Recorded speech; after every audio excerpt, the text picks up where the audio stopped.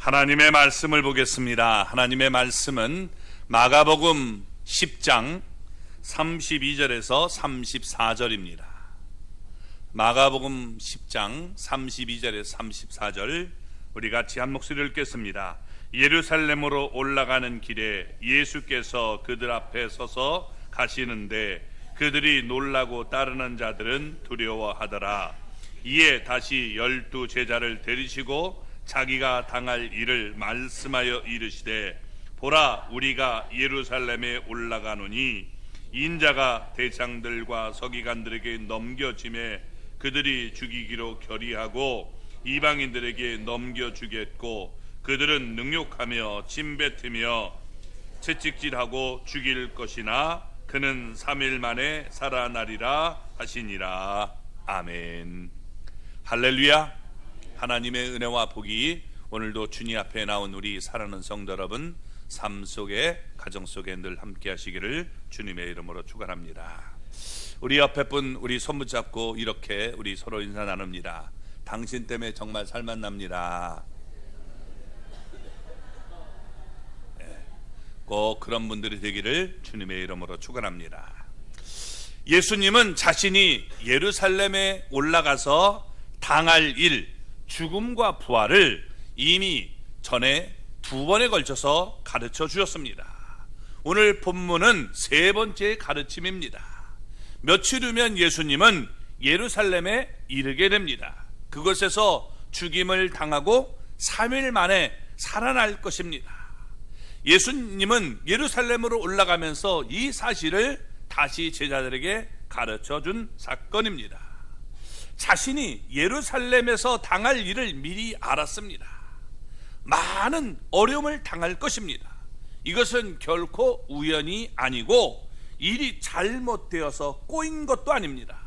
하나님의 정하신 뜻과 미리 아신 바임을 말씀해 주고 있습니다.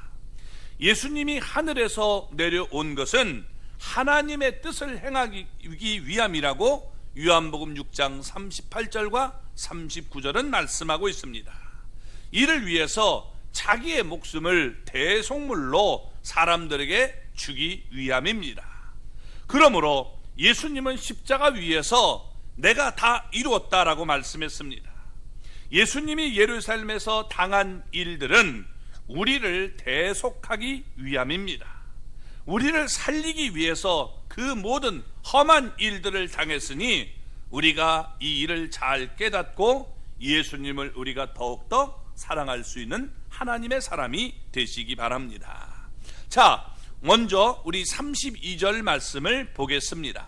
예루살렘으로 올라가는 길에 예수께서 그들 앞에 서서 가시는데 그들이 놀라고 따르는 자들은 두려워하더라.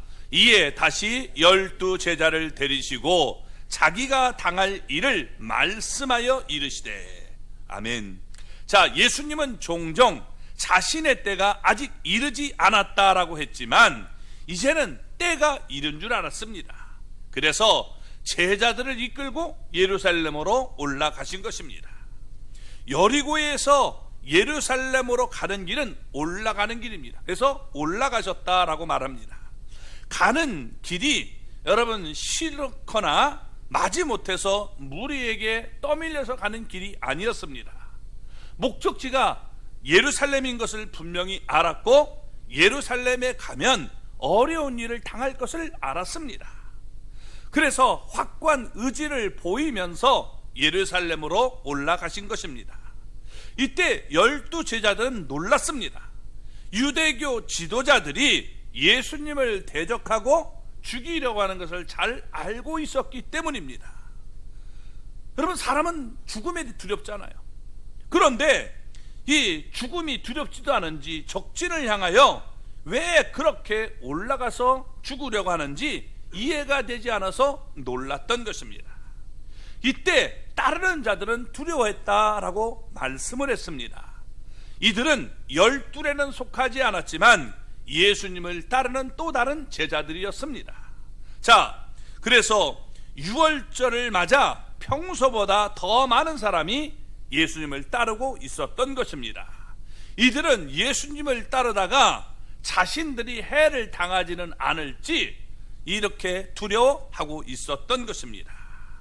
예수님은 제자들이 놀라는 것도 또 따르는 자들이 두려워하는 것도 다 알고 계셨습니다. 그래서 예수님은 12 제자들을 따로 부르셨습니다. 그들은 장차 온 천하에 다니며 만민에게 복음을 전파해야 할 자들이었기 때문에 자신이 예루살렘에서 당할 일을 말씀해 주신 것입니다. 이로써 세 번째로 그들에게 자신의 십자가와 부활을 가르쳤지만 누가복음 18장 34절의 말씀과 같이 예수님이 가르친 것을 제자들이 하나도 깨닫지를 못했습니다. 왜 그들은 예수님의 가르침을 깨닫지 못했을까요? 예수님이 이 가르치는 실력이 없어서 잘못 가르쳐서 그런 것이 결코 아닙니다. 그것은 예수님의 말씀이 그들에게 감춰졌기 때문이라고 말씀하고 있는 겁니다. 그래서 누가복음 9장 45절의 말씀처럼 우리 예수님의 말씀이 그들로 깨닫지 못하도록 숨긴 바 되었기 때문임을 알 수 있는 것입니다. 그래서 그걸 깨닫지 못하고 들어두는 거예요. 근데 나중에 시간이 되면 그게 그거였구나 이렇게 깨닫게 하기 위함이었던 것입니다. 이것은 예수님이 그들에게 베푼 은혜였습니다. 예수님이 사로잡힐 때 그들은 두려워하며 모두 다 예수님을 버리고 도망쳤습니다.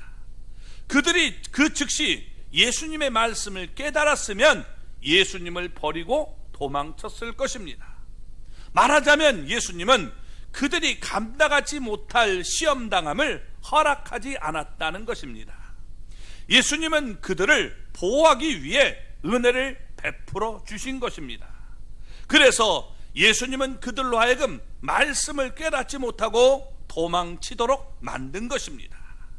그러나 후에 예수님께서 왜 이런 고통을 당했는지 깨닫게 되었을 때 예수님의 죽음과 부활이 결코 우연이 아니구나, 이것을 깨닫고 주님을 위해 더욱더 헌신할 수 있도록 만든 것입니다. 자, 그러면 예수님은 자신의 이 죽음과 부활을 어떻게 알았을까요?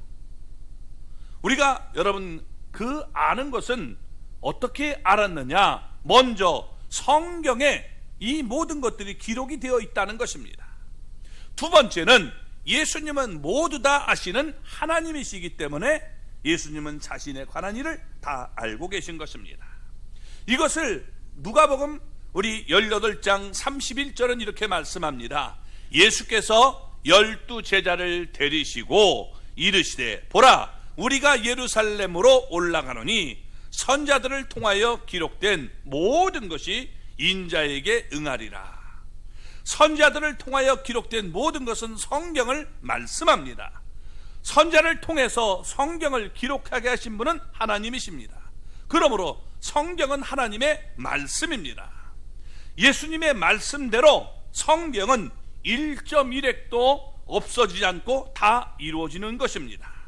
성경은 하나님의 말씀이기 때문에 이루어질 수밖에 없는 것입니다. 따라서 그리스도에 관해 성경에 기록된 모든 것들이 예수님에게 모두 이루어져야 하는 것입니다. 예수님은 여러분 하나님이시라는 사실을 언제나 기억하시기 바랍니다. 하나님이 이 땅에 우리를 구원하기 위해서 보내주신 여러분 그리스도가 되시는 분입니다. 그래서 하나님은 선자들을 통해서 예수님이 그리스도로서 이 땅에 오셔서 당해야 할 일들을 성경에 다 기록해 놓았습니다. 물론 성경은 전체적으로도 그리스도의 대속을 밝히고 있습니다.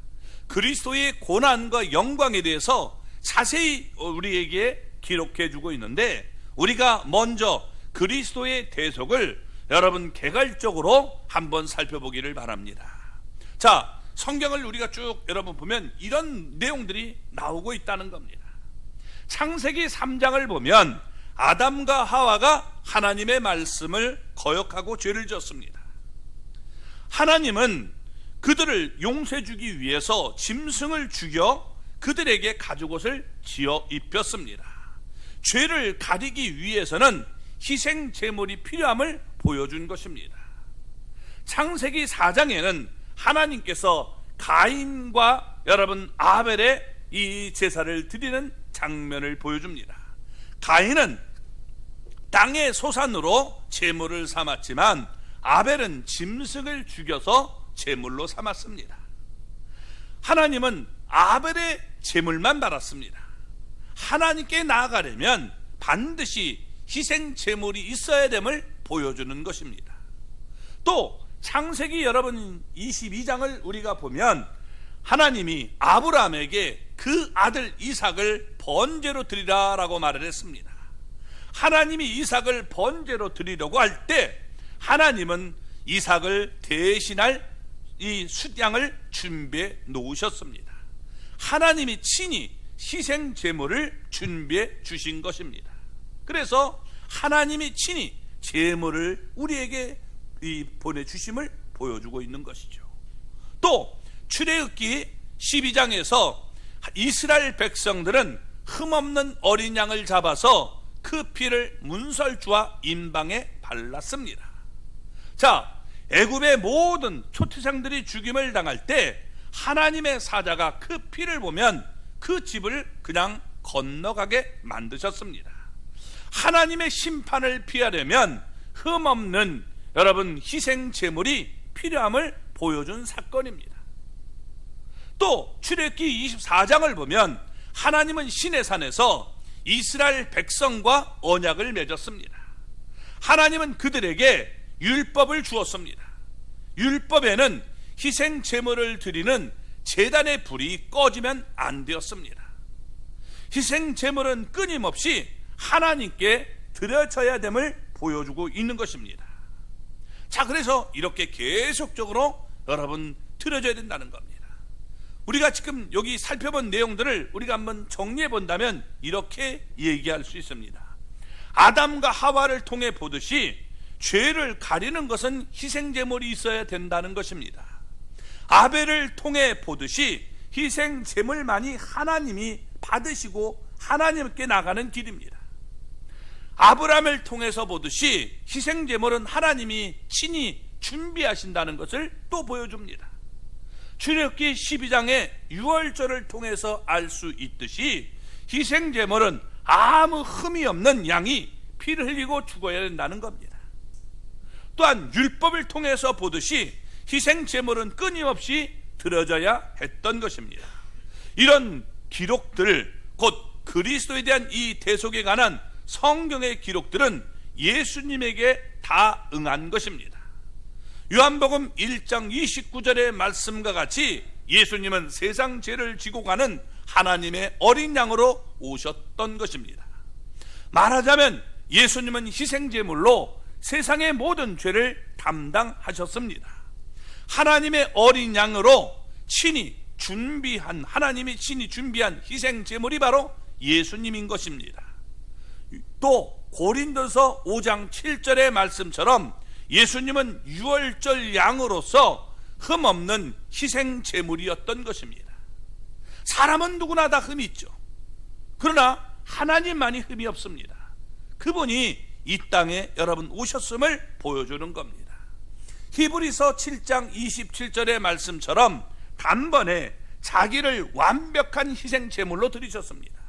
그래서 그 결과 더 이상 율법이 명하는 것처럼 계속해서 우리가 희생제사를 드릴 필요가 없게 되었음을 보여주고 있는 것입니다. 그래서 예수님이 십자가에서 대속의 사역을 다 이루었을 때 이 성소의 휘장이 위로부터 아래로 둘로 찢어지게 된 것입니다. 그래서 구약의 제사는 완전히 끝나게 됐고 우리는 예수님을 통해서 하나님 앞에 담대하게 나갈 수 있도록 만들어 주신 것입니다.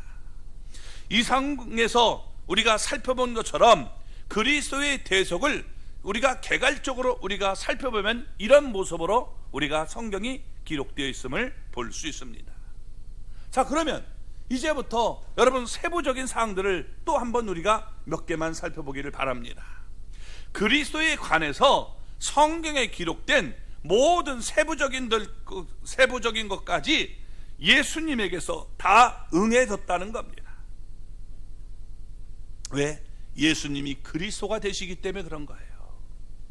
오직 하나님의 구원 방법은 예수 그리스도를 통해서 우리를 구원하려는 그 계획을 성경에 기록해 놓고, 그 계획이 다 예수님을 통해서 하나하나 이루어졌음을 우리에게 보여주고 있는 겁니다.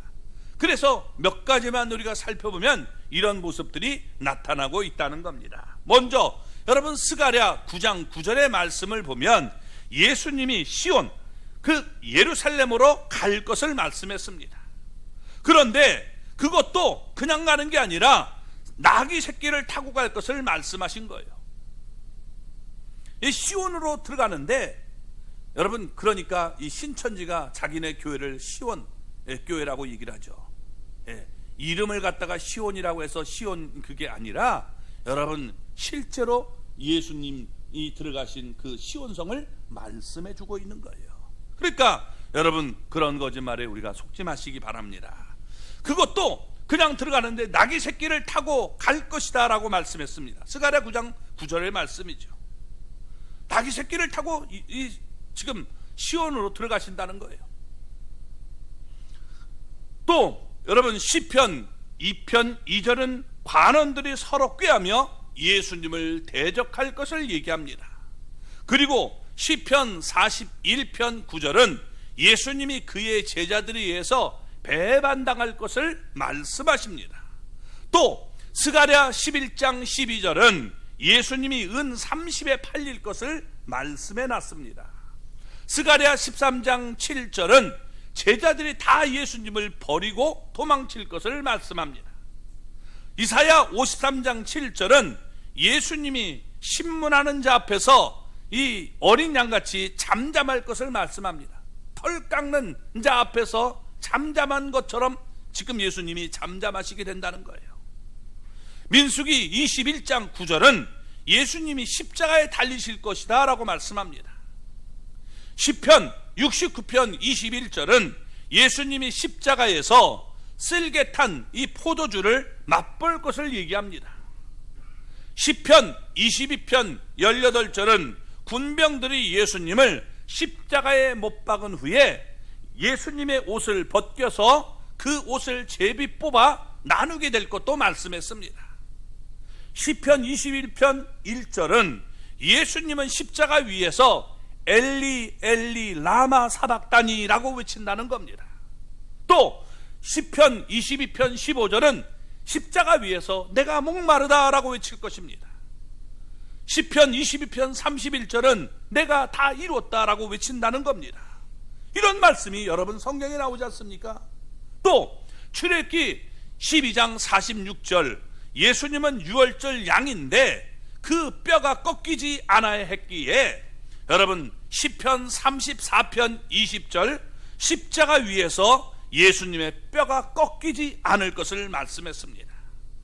어린 양을 잡으면 뼈를 꺾을 수가 없어요. 예수님은 어린 양으로 오셨기 때문에 십자가에 달리는 사람들은 다 뼈를 꺾어서 죽여요.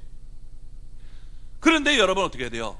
이게 십자가에 달리면 우리가 확인 사살이라는 게 있죠. 사람이 이 십자가에 달리면 죽는단 말이에요. 근데 이 십자가에 달린 사람을 이 확인 사살하는 방법이 정강이 뼈를 이걸로 탁 쳐서 부러뜨리는 거예요. 그러면 사람이 축 처지면 이게 여러분 숨이 이게 올라와야 되는데 숨을 이게 꺾으면 쉴 수가 없어요. 근데 성경은 그 정강이 뼈를 꺾지 않는다라고 말씀했단 말이에요. 모든 사형수들은 다 그걸 꺾어버려요. 근데 예수님은 어떻게 돼요? 확인 사살할 때 창으로 여기 옆구리를 확 찔러온 거예요. 그래서 피와 물이 쏟아졌다라고 말씀하고 있는데, 스가랴 여러분 12장 10절에서 예수님이 십자가 위에서 창으로 찔릴 것을 예언해 놓은 것입니다. 또 이사야 53장 5절을 보면 그가 찔림은 우리의 허물 때문이요 그가 상함은 우리의 죄악 때문이라. 그가 징계를 받음으로 우리가 평화를 누리고 그가 채찍에 맞음으로 우리는 나음을 받았도다라고 말씀하고 있습니다. 그러니까 예수님께서 우리를 대속하기 위해서 이런 모든 일들을 당할 것이다라고 성경에 미리 기록해 놨다는 겁니다.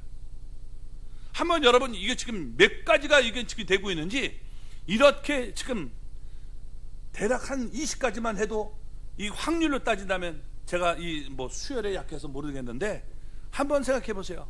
이런 것이 맞으려면 이게 확률적으로 얼마가 될까요? 너무너무 이게 기가 막힌 것 아닙니까? 또 여러분, 이사야 53장 9절을 보면 예수님께서 부자의 무덤에 묻히신다는 거예요. 예수님은 무덤도 준비가 안 됐어요. 근데 예수님이 여러분 어떻게 돼요?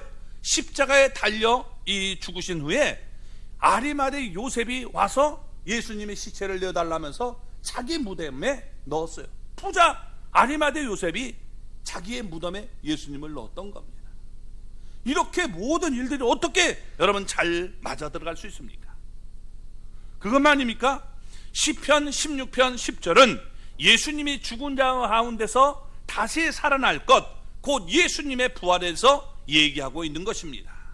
그리고 시편 110편 1절은 예수님이 하늘로 올라간다, 곧 예수님의 승천을 말하고 있다는 겁니다. 이처럼 성경은 그리스도의 대속에 관해서 이렇게 개괄적으로 기록되었을 뿐만 아니라 세부 사항까지 구체적으로 기록이 되어 있는 것입니다. 예수님은 예루살렘으로 올라가는 길에서 12 제자를 부르시고 성경을 따라 자신이 당할 일들을 그들에게 가르쳐 주신 것입니다. 예수님은 성경의 1.1핵을 소홀히 여기지 아니했습니다. 성경은 하나님의 말씀이기 때문에 그대로 이루어지는 거예요. 수학과 출신들 한번 생각해 보세요. 한번 20까지만 해고서 그게 이루어지려면, 하나도 빠짐없이 이루어지려면 확률이 얼마예요? 이따까지 말씀해 주세요. 네, 수학과 출신들만. 네. 그래서 이게 얼마나 여러분 대단합니까? 근데 성경을 보면요, 이 300가지 이상의 예언이 이루어지고 있다는 거예요. 기가 막힌 거죠. 그래서 우리는 성경이 하나님의 말씀으로 대하면서 이 성경을 한 단 한 단어 소중히 여겨야 되는 것입니다. 예수님은 어떻게 자신이 예루살렘에서 당할 일들을 하나님의 말씀인 성경에 여러분 다 기록해 놓고 그것이 이루어지고 있음을 우리에게 보여주고 있는 것입니다. 그래서 성경은 하나님의 말씀이기 때문에 우리가 믿을 수 있다는 거예요. 아멘. 또 예수님은 여러분 하나님이심을 우리에게 보여줍니다. 33절 34절 말씀을 우리 보겠습니다. 보라, 우리가 예루살렘에 올라가노니 인자가 대장들과 서기관들에게 넘겨짐에 그들이 죽이기로 결의하고 이방인들에게 넘겨주겠고 그들은 능욕하고 침뱉으며 채찍질하고 죽일 것이나 그는 3일 만에 살아나리라 하시니라. 아멘. 예수님은 앞으로 자신이 예루살렘에서 당할 일을 너무도 생생하게 말씀하셨습니다. 이미 성경에 기록된 것, 우리가 그럴 수 있다, 우연히 맞아 들어갔다, 여러분 그렇게 얘기할 수 있다는지라도 오늘 여기 보면 성경에 기록되지 않은 여러분 것까지 예수님은 자세하게 지금 말씀해 주고 있는 장면이 여기 나타나고 있는 겁니다. 예수님이 하나님의 음성을 듣고 이런 일이 일어날 것이다 이렇게 듣고 얘기한 것이 아닙니다. 하나님이 환상을 딱 보여줘서 이렇게 싹 지나가서 그런 얘기한 것도 아닙니다. 예수님은 스스로 모든 것을 다 알고 계셨습니다. 왜? 그분은 영원하신 하나님이기 때문에 그렇습니다. 예수님은 영원한 하나님이시기 때문에 모든 것을 다 알고 계십니다. 전지하신 분이시죠. 예를 들면 몇 가지로 또 우리가 예를 들어보겠습니다. 여러분, 요한복음 2장 25절의 말씀과 같이 예수님은 사람의 말을 듣지 않아도 그 사람이 무슨 생각을 하고 활동을 하고 있는지 다 알고 계셨다는 겁니다. 어떻게 여러분 사람들의 생각을 다 훤히 꿰뚫고 있습니까? 그것은 예수님이 하나님이심을 우리에게 보여주고 있는 사건입니다. 또 요한복음 여러분 4장을 보면 예수님이 사마리아 여자와의 사이에서 대화가 나타납니다. 예수님은 그 사마리 여자가 전에 만난 적이 한 번도 없던 여인입니다. 그럼에도 불구하고 예수님은 과거에 그 여자에게 남편이 5이 있었다, 그리고 지금 만나는 자도 그의 남편이 아니다 하는 것을 다 알고 계셨습니다. 또 마태복음 17장을 보면 예수님이 성전세를 내기 위해서 베드로에게 하신 말씀이 나옵니다.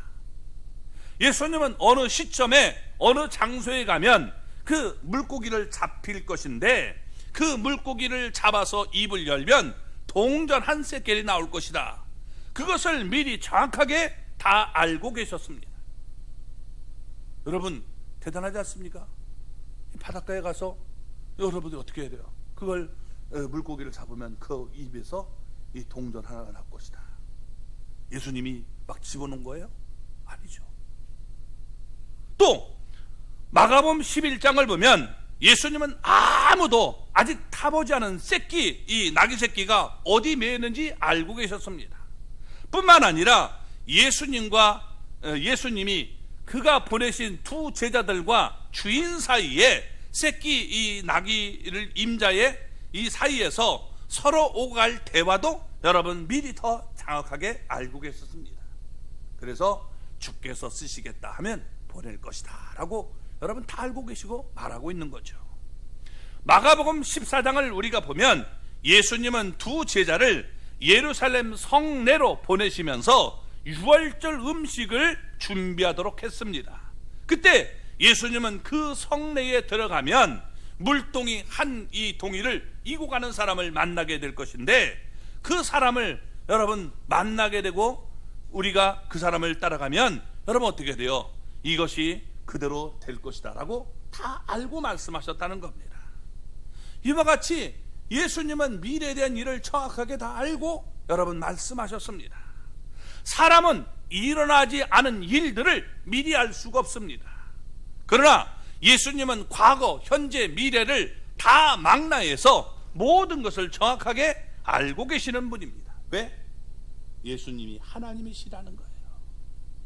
예수님은 여러분 공자님, 부처님 뭐 그런 분처럼 인간으로 능력이 뛰어난 그런 분이 아니라 그분 자체가 원래 하나님이심을 말씀해 주고 있는 겁니다. 이처럼 예수님은 자신이 예루살렘에서 당할 지금 험한 일들을 빠짐없이 다 알고 계셨습니다. 그럼에도 불구하고 예수님은 조금의 망설임도 없이 제자들의 앞장을 서서 예루살렘으로 올라갔습니다.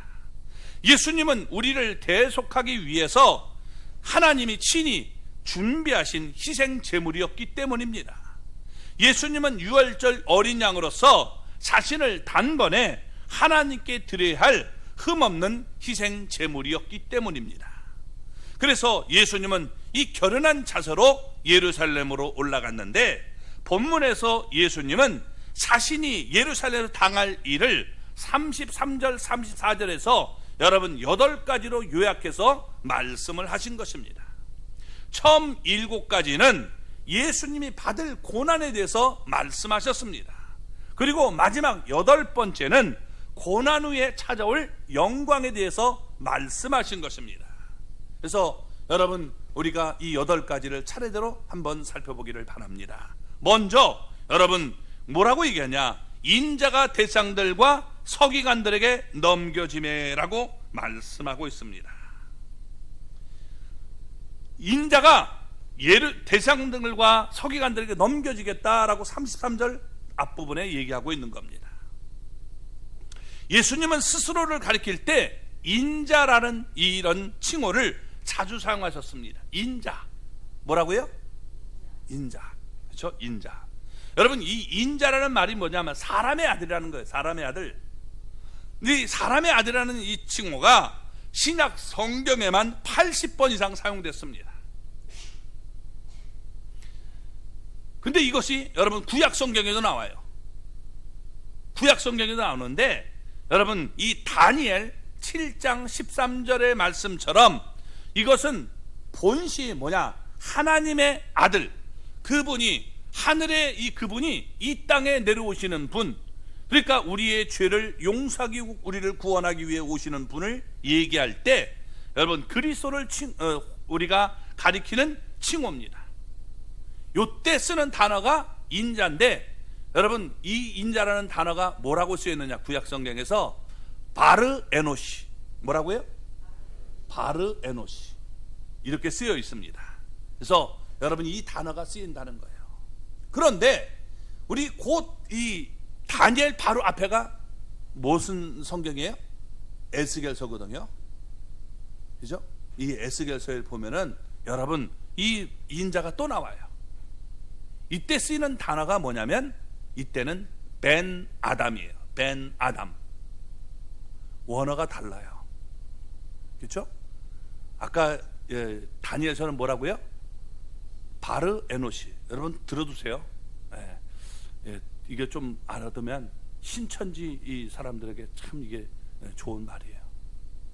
혹시 여기 신천지가 왔다면 정신 차리시기 바랍니다. 왜냐하면 이 대전에 이만희가 와가지고 강의를 할 때 이 얘기를 했어요. 그게 뭐냐면 신천지에서 얘기할 때 뭐라고 했냐면 예수님이 자기를 인자라고 하고 에스겔도 인자라고 했는데 내가 인자, 내가 하나님이라는 것이 무슨 상관이 있느냐 이렇게 얘기를 합니다. 무식이 충만한 얘기예요.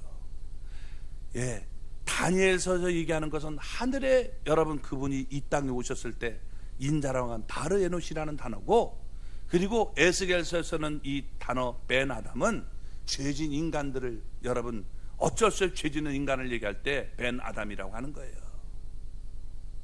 그래서 우리가 약속하고도 잘못 지키면 이스라엘 사람들은 이렇게 얘기해요. 아타 벤 아담, 너는 사람의 아들이다. 너는 그러니까 연약해서 죄질 수밖에 없는 사람이야. 이렇게 얘기해요. 바르 에노시라는 단어는 오직 여러분 예수 그리스도에게만 쓸 수 있는 거예요. 근데 그거라고 하면서 아니 성경에 통달하신 분이 이런 기초적인 것도 모르고 여러분 이걸 갖다고 하면 됩니까? 그게 거짓말이 너무 이게 입에 붙어가지고 입만 벌리면 거짓말이에요. 너무 이게 잘못된 거죠. 그래서 여러분 잘못된 겁니다. 제자들은 누가 예수님을 팔지 몰랐어요. 그래서 이 제자들 중에 하나가 판다고 하니까 접니까? 서로를 얘기하지 않습니까?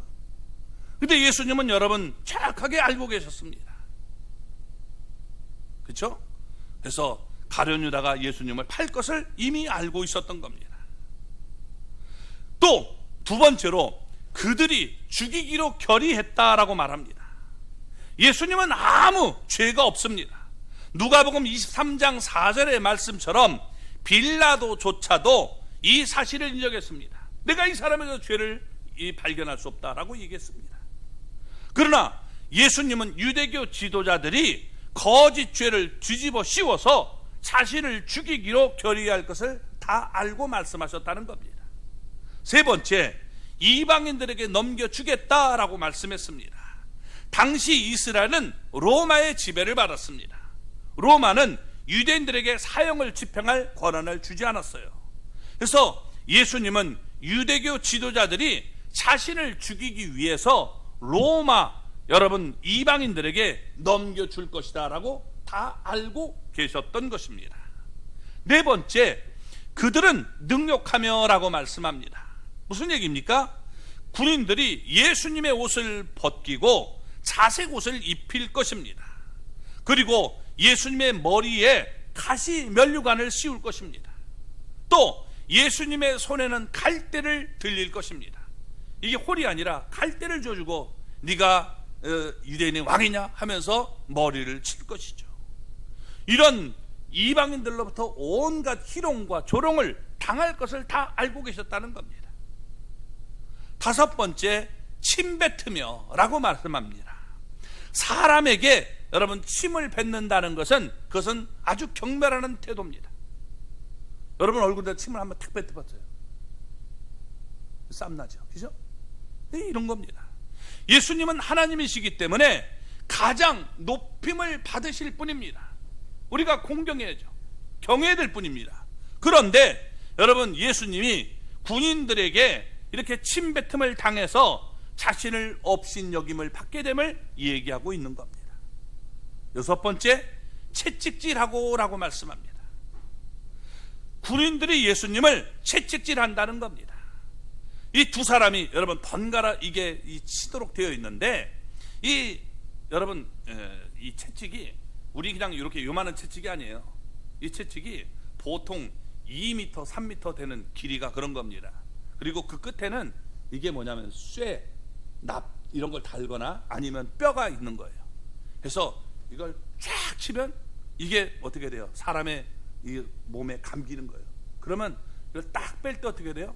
살이 거기에 걸려 있는 것이 이렇게 되니까 탁 빼면 뜯기는 겁니다. 유대인들은 40대를 넘길 수 없어요. 그러나 로마인들은 마음대로 쳐도 돼요. 죽어도 되니까. 그런 모습입니다. 보면 어떤 분이 거기다 그런 했더라고요. 뭐냐면 이걸 가죽을 갖다가 물에다가 이게 담근대요. 그러면 그게 더 무거워지겠죠. 그러면 여러분 이게 완전히 더 이렇게 달라붙는 그런 모습을 우리가 볼 수 있는 겁니다. 이렇게 채찍질을 당하게 된다는 거예요. 그래서 보통 사람들은 채찍질을 우리가 맞으면 보통 견디지 못하고 죽는 사람이 흔했던 것입니다. 예수님은 이렇게 채찍에 맞을 것을 다 알고 계셨습니다. 7번째, 죽일 것이나 이렇게 돼서 죽게 된다는 거예요. 그런데 이게 마태복음 20장 19절을 보면 이것을 좀 더 구체적으로 어떻게 죽는지를 말씀하셨습니다. 십자가에 못 박아 죽게 된다는 겁니다. 그러니까 예수님은 이 군인들이 자신을 십자가에 못 박아 죽일 것을 다 알고 있었습니다. 이것은 예수님이 예루살렘에 올라가서 받아야 할 고난에 대한 말씀인 것입니다. 물론 예수님이 예루살렘에서 고난만 당하시는 것이 아닙니다. 그 후에 찾아올 영광도 가르쳐 주셨습니다. 예수님은 고난도 영광도 세세히 다 알았습니다. 왜? 예수님은 하나님이시기 때문에 그런 겁니다.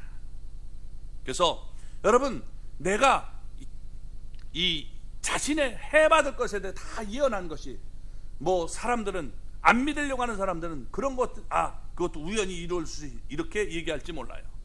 근데 마지막 8번째는 이건 아무리 여러분 얘기를 해도 그건 될 수가 없는 거예요. 그래서 로마서 1장 4절을 보면 이렇게 합니다.